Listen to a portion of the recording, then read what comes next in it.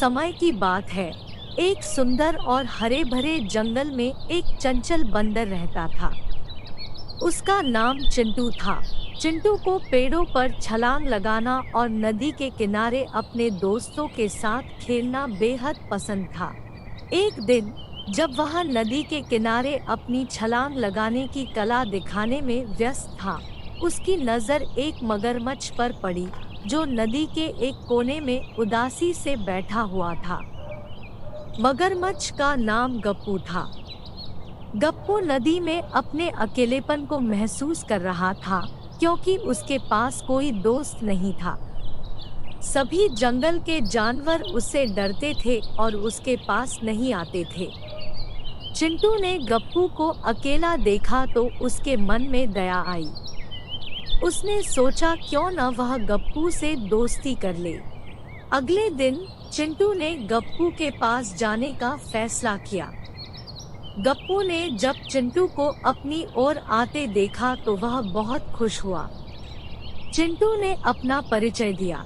मुझे लगता है हर किसी को एक दोस्त की जरूरत होती है। क्या तुम मेरे दोस्त बनोगे? उसने खुशी से हाँ कर दी जब चिंटू ने दोस्ती का हाथ बढ़ाया। यह सुनकर उसकी आंखों में खुशी की चमक आ गई। दिन गुजरते गए और उनकी दोस्ती गहरी होती गई। चिंटू ने गप्पू को पेड़ों पर चढ़ना सिखा दिया और गप्पू ने चिंटू को तैरना सिखाया। उनकी दोस्ती जंगल में एक मिसाल बन गई। मगर एक दिन एक शिकारी जंगल में आया। उसने चिंटू को देखा और सोचा कि यह बंदर उसके सर्कस का एक अच्छा कलाकार बन सकता है। शिकारी ने चिंटू को पकड़ने का प्लान बनाया।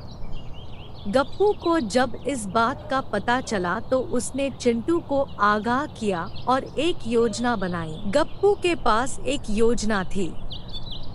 उसने कहा, जब शिकारी तुझ पर जाल डालने आए तू पेड़ पे चढ़ जाना। मैं नदी में छुपा रहूंगा और जब शिकारी तेरी तलाश में नदी के किनारे आएगा मैं उस पर हमला कर दूंगा। योजना के मुताबिक जब शिकारी चिंटू को पकड़ने आया, चिंटू पेड़ पर चढ़ गया। शिकारी जब नदी के किनारे आया तो गप्पू ने उस पर हमला कर दिया। शिकारी डर कर भाग गया और उस दिन के बाद उसने कभी उस जंगल में वापस आने की हिम्मत नहीं की। उस दिन के बाद पूरा जंगल गप्पू और चिंटू की दोस्ती की कहानियां सुना करता। उनकी कहानी ने सबको यह सिखा दिया कि दोस्ती में कोई भेदभाव नहीं होता। चाहे आप कितने भी अलग क्यों ना हो, अगर आपका दिल साफ है तो आपकी दोस्ती अमर हो सकती है। जंगल के हर कोने में अब बंदर और मगरमच्छ की दोस्ती की अनोखी कहानी की गूंज थी। चिंटू और गप्पू ने सबको यह सिखाया कि सच्ची दोस्ती में न कोई सीमा होती है और न ही कोई दीवार।